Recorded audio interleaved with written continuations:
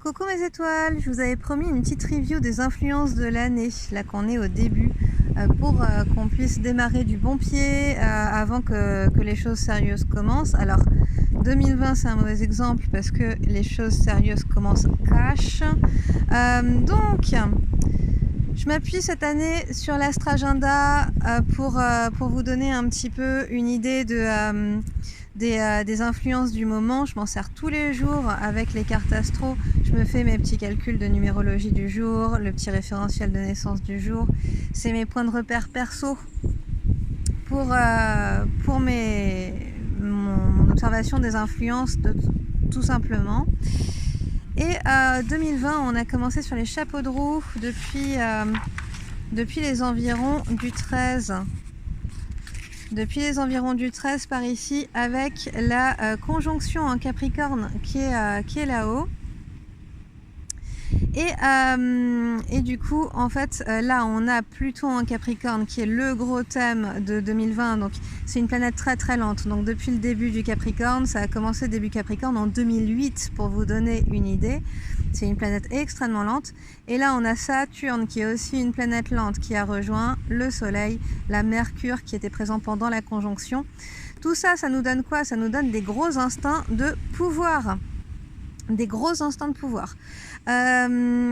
Si vous avez observé une tendance de tout le monde d'avoir besoin d'assurer son terrain, d'avoir besoin de poser vraiment ses enjeux, les gros caractères qui s'expriment fort, et bien tout ça, c'est lié aux instincts de pouvoir très profonds. Pluton, c'est l'animalité collective qui s'exprime en Capricorne. Et toute notre année va être à thème là-dessus. Il se trouve qu'en numérologie, c'est une année 4. C'est une année 4. Et donc, ce qui va encore accentuer, le 4, c'est vraiment la stabilité, la construction. Pour ceux qui travaillent un peu en tarot, ça correspond à l'empereur. Donc, on est dans une année 4 qui va accentuer encore cette tendance vraiment de mise au point du Capricorne qui pousse aux frontières de chacun, aux limites de chacun. Donc, petit tour des points marquants de l'année, il va y avoir des choses qui bougent. Là, je suis tombée sur une journée où je m'étais marqué une petite... ça, c'est des petites observations pour moi. La lune, elle passe très rapidement, mais je m'étais noté la petite conjonction. Ça, c'est de passage, c'est complètement passager. Je vous en parlerai sur le coup. Donc, au cours de l'année, je vous parlerai d'autres nuances que j'aborderai pas aujourd'hui.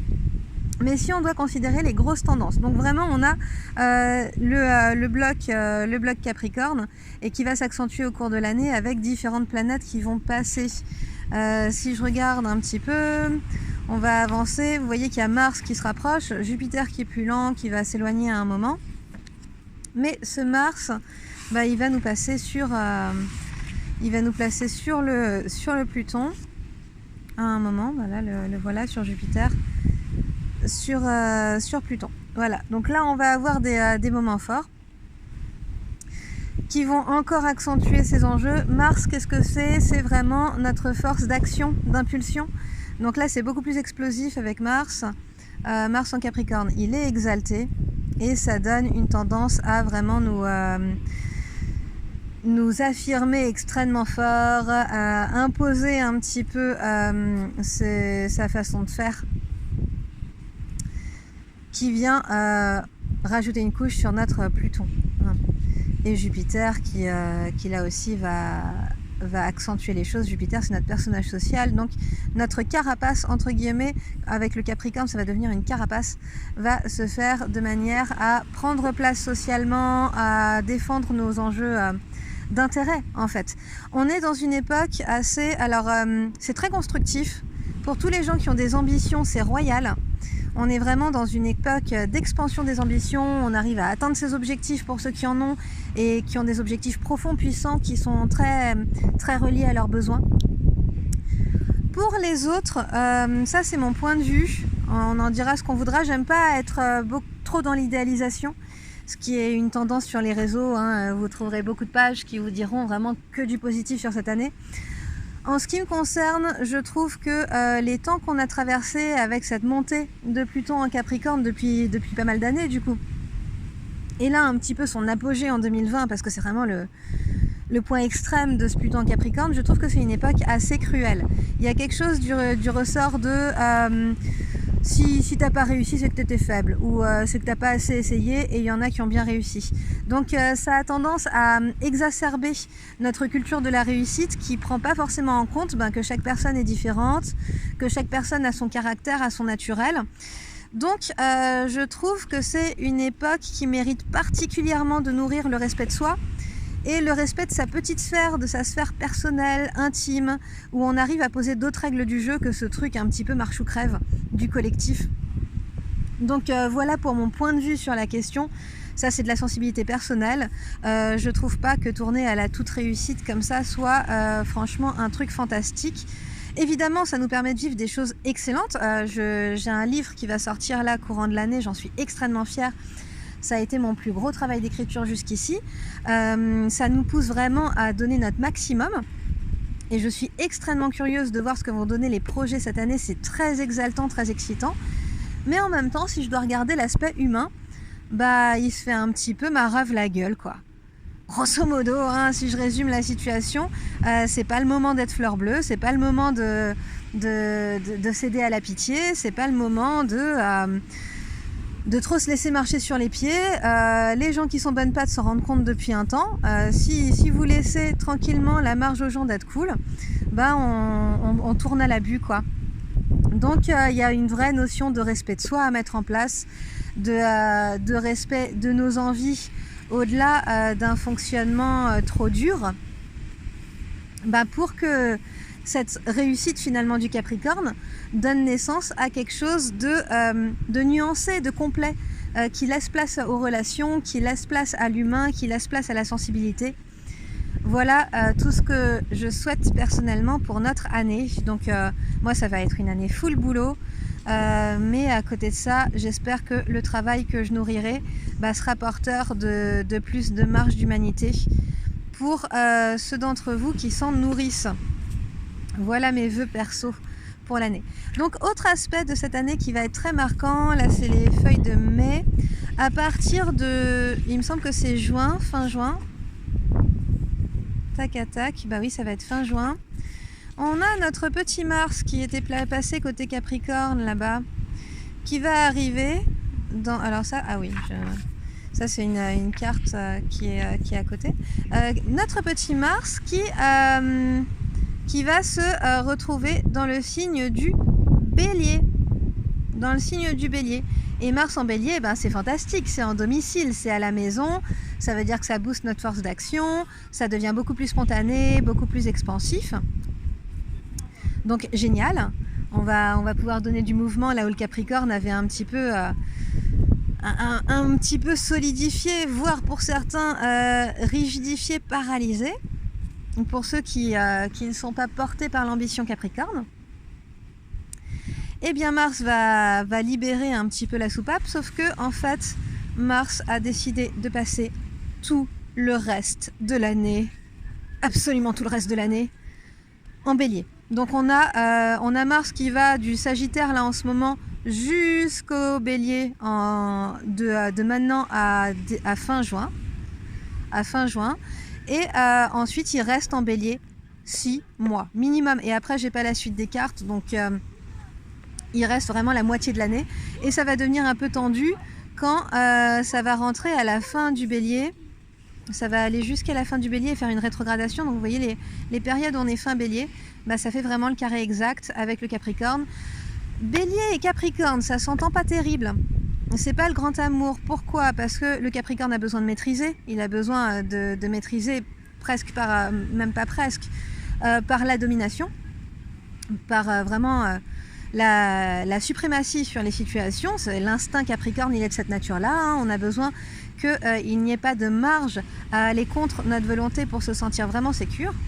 Et là, le Bélier, il fait ce qu'il sent. On peut lui dire que c'est pas raisonnable, on peut lui dire que ça fait chier, on peut lui dire ce qu'on veut.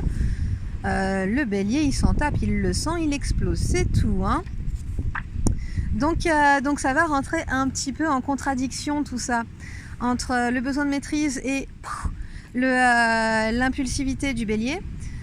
C'est un climat un petit peu explosif, un petit peu cocotte minute que pas mal d'astrologues observent. Alors, j'aime pas être alarmiste.